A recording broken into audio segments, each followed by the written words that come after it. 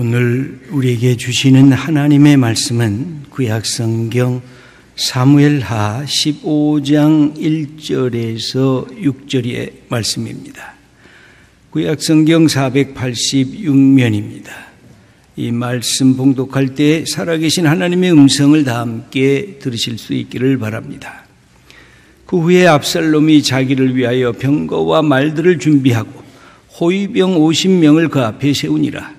압살롬이 일찍이 일어나 성문길 곁에 서서 어떤 사람이든지 송사가 있어 왕에게 재판을 청하러 올 때 그 사람을 불러 이르되 너는 어느 성읍 사람이냐 하니 그 사람이 대답이 종은 이스라엘 아무 지파에 속하였나이다 하면 압살롬이 그에게 이르기를 보라 내 일이 옳고 바르다마는 내 송사를 들을 사람을 왕께서 세우지 아니하셨다 하고 또 압살롬이 이르기를 내가 이 땅에서 재판관이 되고 누구든지 송사나 재판할 일이 있어 내게로 오는 자에게 내가 정의 베풀기를 원하노라 하고 사람이 가까이 와서 그에게 절하려 하면 압살롬이 손을 펴서 그 사람을 붙들고 그에게 입을 맞추니 이스라엘 무리 중에 왕께 재판을 청하러 오는 자들마다 압살롬의 행함이 이와 같아서 이스라엘 사람의 마음을 압살롬이 훔치니라.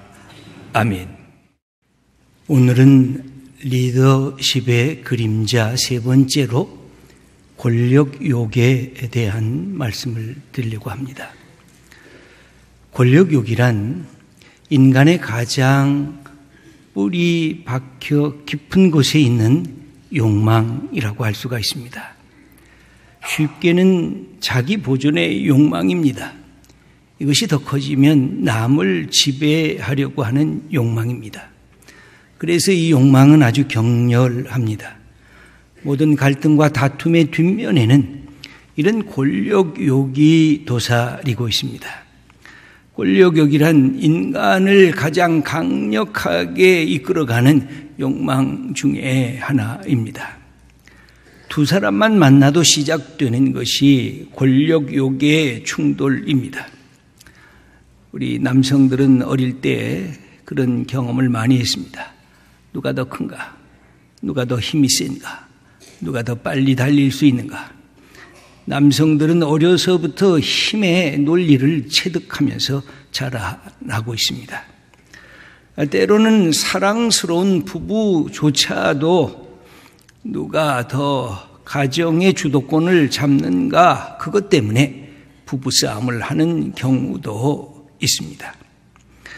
오늘 말씀은 이 권력의 욕망이 가득한 아들의 이야기를 드리려고 합니다. 사실 오늘의 이야기는 인간적으로 보면 불행한 이야기입니다. 아들이 아버지를 모반하고 반역하는 이야기입니다. 아들은 아버지에 대한 기대가 한편으로 있었고 다른 한편으로는 아버지에 대한 실망이 교차되면서 일어난 사건이 오늘의 본문입니다. 그 아들의 이름은 압살롬입니다. 다윗이 낳은 여러 아들 중에 가장 잘난 아들이었습니다. 성경을 보면 그의 머리 정수리에서부터 발바닥에 이르기까지 흠이 없이 아름다움이 누구에게도 비교할 수 없을 만큼 좋다. 그렇게 기록이 되어 있습니다. 그런데 이런 잘난 아들이 아버지에 대한 반역하는 아들이 되고 맙니다.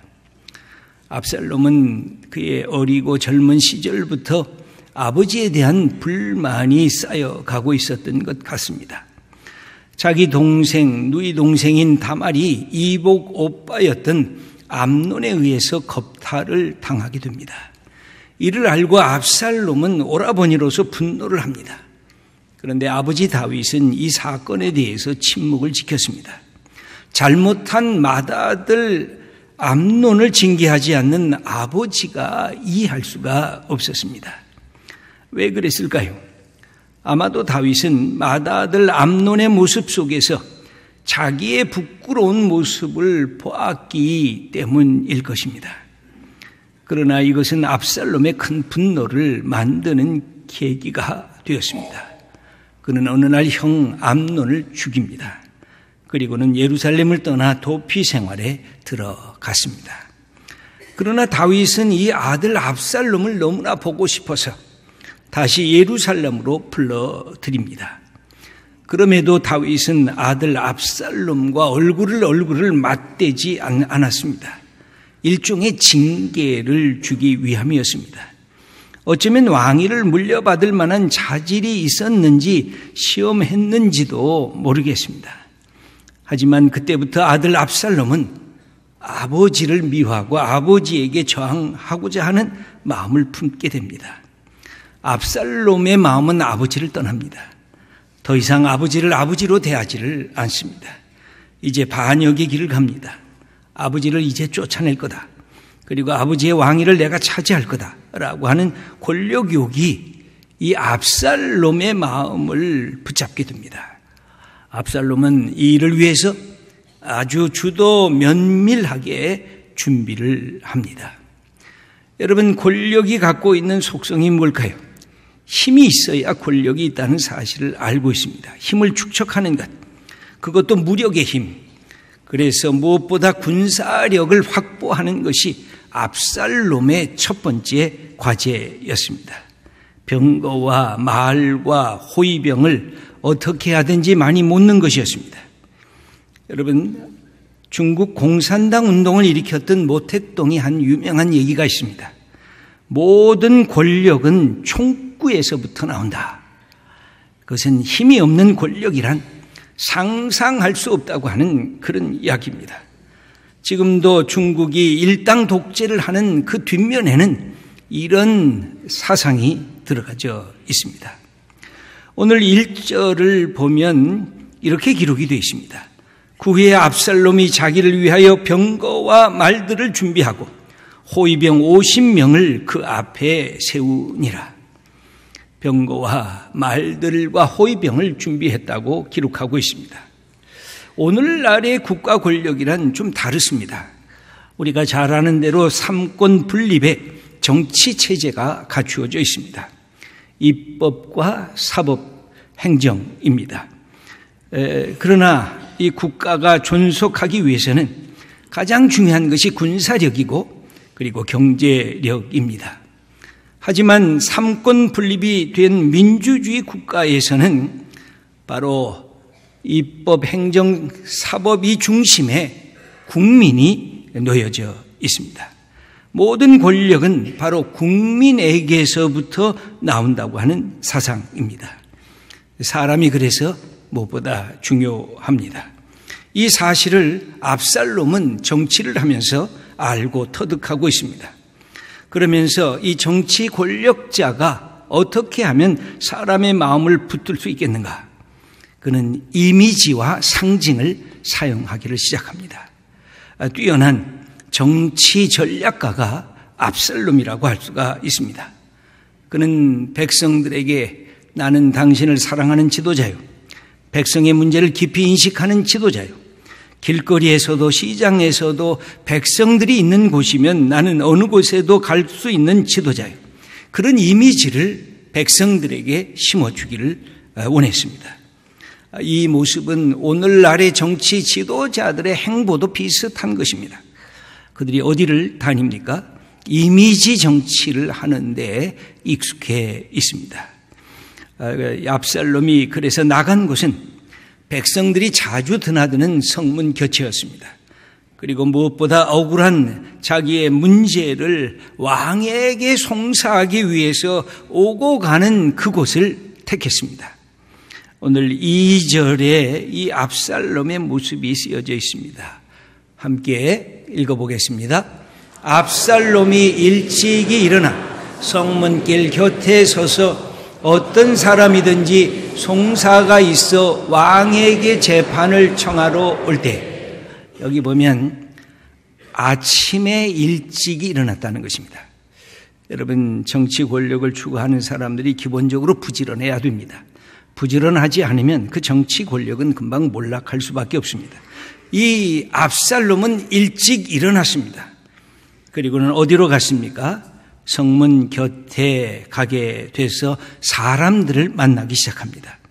압살롬은 자기 자신을 이런 정치, 이미지 정치의 중심으로 그가 세우게 됩니다. 권력자가 늘 추구하는 두 가지 이미지가 있습니다. 첫째는 신비스러운 매력입니다. 둘째는 친절과 배려라고 하는 그 이미지입니다.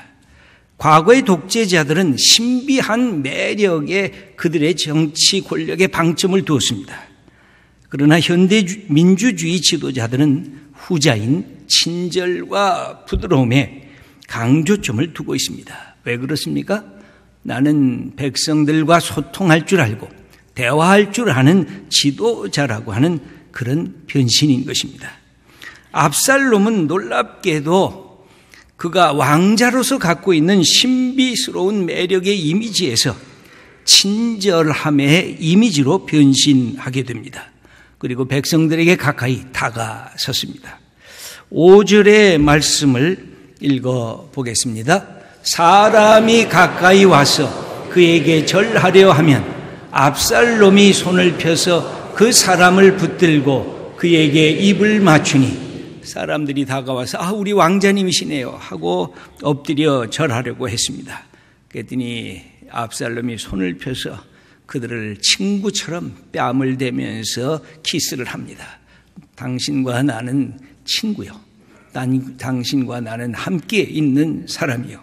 하면서 자기 편을 만들었던 인물이 바로 이 압살롬이었습니다. 그리고서는 세 번째 한 일이 있었습니다. 그것은 정치 권력자를 이간질하는 것이었습니다. 적을 만들어내고 사람들을 자기 편으로 이끌어들이는 작업이었습니다.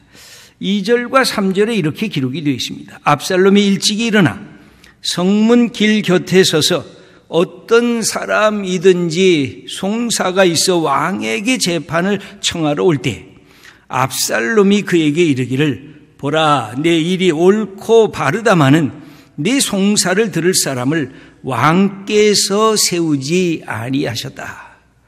너 어느 지파 사람이냐?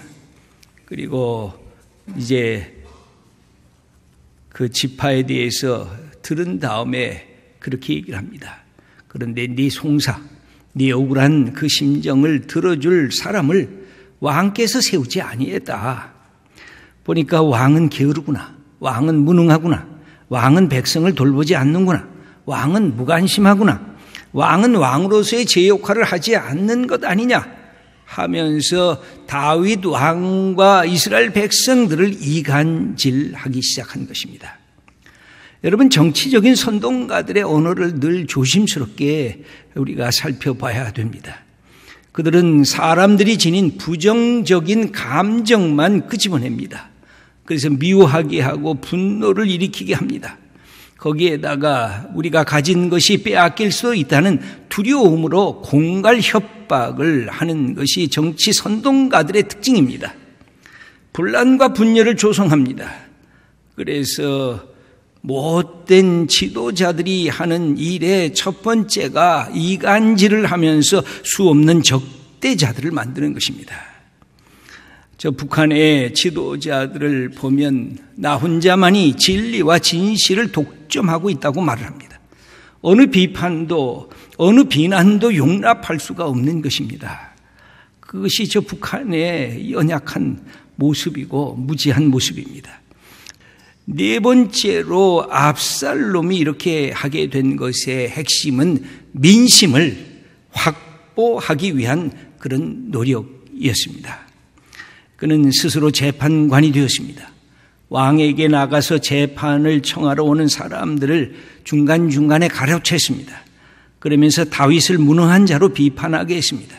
압살롬은 정의로 재판하지만 다윗은 그런 능력이 없어 그렇게 이야기했습니다. 혹세 무민이었습니다. 다윗에게 가는 민심을 압살롬인 자기에게로 향하여 오게 했던 것이 압살롬의 수법이었습니다. 여러분, 6절의 말씀에 이 사실을 우리에게 가르치고 있습니다. 한번 읽어보겠습니다. 이스라엘 무리 중에 왕께 재판을 청하러 오는 자들마다 압살롬의 행함이 이와 같아서 이스라엘 사람의 마음을 압살롬이 훔치니라. 다윗에게 가야 할 이스라엘 백성의 마음을 아버지가 소용없네. 이제 다윗은 그 시대가 끝났네. 이제는 아들 당신이 정말 중요하네 하고 그 마음을 훔쳤다, 도둑질했다고 하는 것입니다. 압살롬은 이런 점에서 보면 벌써 일종의 여론 정치를 행했던 것입니다. 그는 그리고 나서 헤브론으로 갔습니다. 거기서 내가 이스라엘 왕이다 그렇게 선언합니다.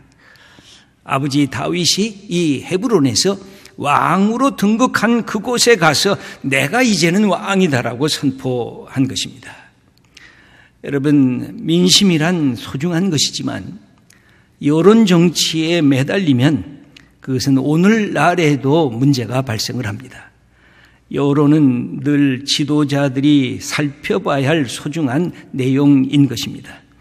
권력자가 국민들과 함께 소통하는 것, 대화하는 표지가 있기 때문에 그렇습니다.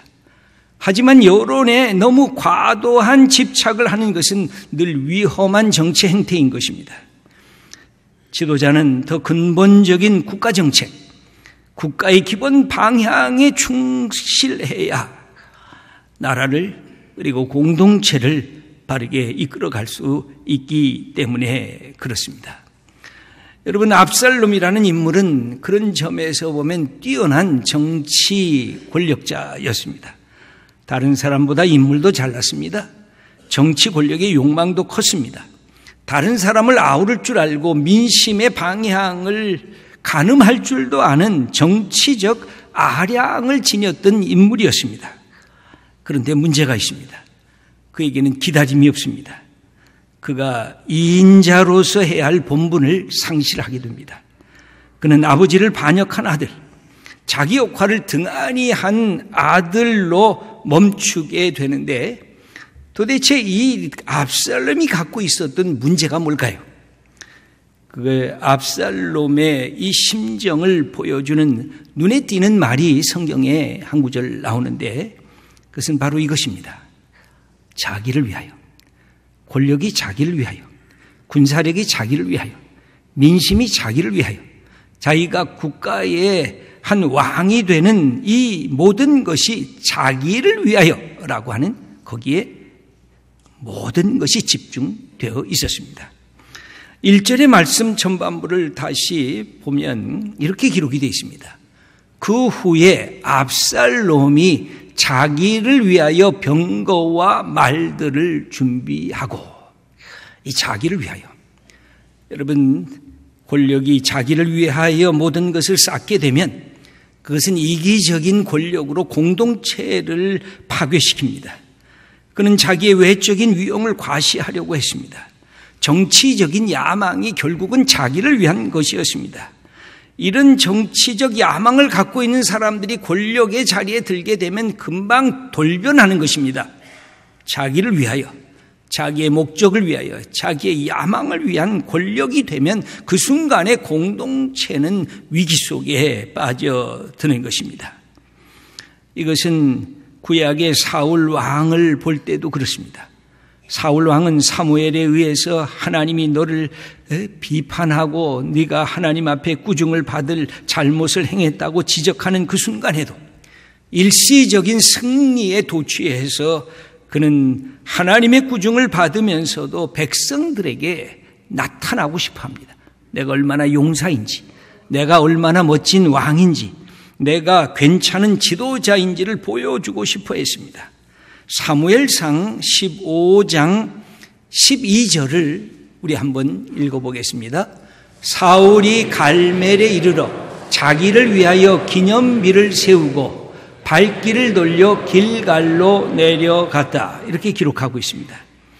여러분, 권력자가 살아있을 때 기념탑과 자기 동상을 만드는 것은 독재자가 아니고서는 거의 불가능한 일입니다. 권력이 자기를 위하여 모든 것이 집중되는 것입니다. 공동체를 위한 것이 아닌 것입니다. 수많은 독재자들이 갖고 있었던 그 모습이 가장 적나라하게 나타나는 부분이 그것입니다. 자기를 위하여. 여러분, 우리는 민주주의의 시대에 살고 있습니다. 이 민주주의란 약점을 많이 갖고 있습니다. 그러나 지도자의 선택을 공동체에 맡긴다는 데 강점이 있습니다. 지도자가 홀로 오래 할 수가 없습니다. 자기 반성의 기회를 줍니다. 지도자를 바꿀 수가 있습니다. 그래서 그 지도자로 하여금 내가 선택된 것은 공동체를 위한 것이지 내가 잘나서 나의 목적을 위해서 이 모든 지도자가 된 것이 아닌 것을 가르쳐 주는 게 자유민주주의의 바로 핵심인 것입니다. 이것은 하나님의 선택도 마찬가지입니다. 하나님께서 사람을 선택할 때 그 선택은 이것입니다. 하나님을 위해서, 공동체를 위해서 너를 선택한 것이지 내가 잘나서 너를 선택한 것이 아니다. 그래서 시편 2편을 보면 교만해진 세상의 권력자들을 향하여 하나님은 비웃으신다, 그렇게 말씀하고 계십니다. 여러분, 다윗은 어떠했습니까? 다윗은 하나님의 눈에 합한 자가 되었습니다. 다윗의 약점에도 불구하고 다윗에게 늘 1인 자는 자기가 아니라 하나님이셨습니다. 그러나 압살롬은 사람들의 눈에 멋있는 자가 됐습니다. 그의 1인 자는 하나님이 아니라 다윗도 아니라 바로 자기 자신이었습니다. 그래서 압살롬은 그렇게 무너지게 됩니다. 사랑하는 귀한 성도 여러분, 우리 믿음의 성도님들에게 권하고 싶은 말씀이 있습니다. 우리 세상에서 우리의 자리가 다 다릅니다. 어떤 분은 정치, 어떤 분은 기업, 어떤 분은 경제, 어떤 분은 사회, 교육, 모든 분야에 우리의 자기의 권력을 갖고 있습니다. 그때마다 1인자가 아니라 2인자 의식, 충성스러운 2인자 의식을 갖는 것이 매우 필요한 것입니다. 세상에서 혹 1인자가 되는 그 순간에도 나는 2인자에 불과하다는 의식인 것입니다. 왜 그렇습니까? 예수 믿게 되면 우리의 1인자는 늘 예수 그리스도이시기 때문에 그렇습니다. 예수님이 우리의 보스이십니다. 내가 어떤 자리에 들어갈 때도 그 사실을 기억하면 우린 겸손해질 수가 있습니다. 비록 내가 아무것도 없는 바닥 인생을 놓여져 있을 때도 예수님이 내 인생의 보스다라고 여겨지면 다시 일어날 수가 있는 것입니다. 이것이 우리가 정치 권력을 가졌든 돈과 재물을 가졌든 내 인생에 수많은 달란트를 가졌든 주님을 향하고 주님을 통해서 나와야 할 우리의 이 권력에 대한 사용인 것입니다. 이것은 나를 위한 것이 아니라 이것은 공동체와 하나님의 공의와 정의를 세워나가는 권력이어야 하는 것입니다. 그때 하나님께서 이 땅에 새로운 역사를 만들어 주실 것입니다. 우리가 해방 73주년을 맞이하고 있습니다. 아직도 북녘에는 광복의 역사를 경험하지를 못하고 있습니다. 우리 민족사에도 수많은 높낮이의 아픔들의 역사가 있었습니다. 어떤 지도자를 바로 세울 것인가? 그리고 우리가 어떤 지도자가 될 것인가? 성경은 말씀합니다. 인자와 정의를 가진 지도자가 되라고 우리들에게 부탁을 합니다. 여러분, 내가 있으면 우리의 이웃과 우리의 공동체를 위해서 하나님께서 나를 택하신 것입니다. 이 사실을 알기만 하면 예수님이 내 보스이십니다. 내가 어떻게 할까요? 내가 이 공동체를 어떻게 사랑하고 이끌고 하나님의 나라를 이곳에서 세워나갈까요? 우리 직업이 무엇이든 상관이 없습니다. 이 마음을 갖게 되는 그 자리에 하나님께서 동행해 주시고 영광 받으시고 우리에 속한 공동체가 새로운 생명과 그리고 하나님의 복을 받는 공동체가 될 것입니다. 우리가 나라와 교회를 위해서 함께 기도하는 주님의 귀한 사람들 다 되시기를 축원합니다.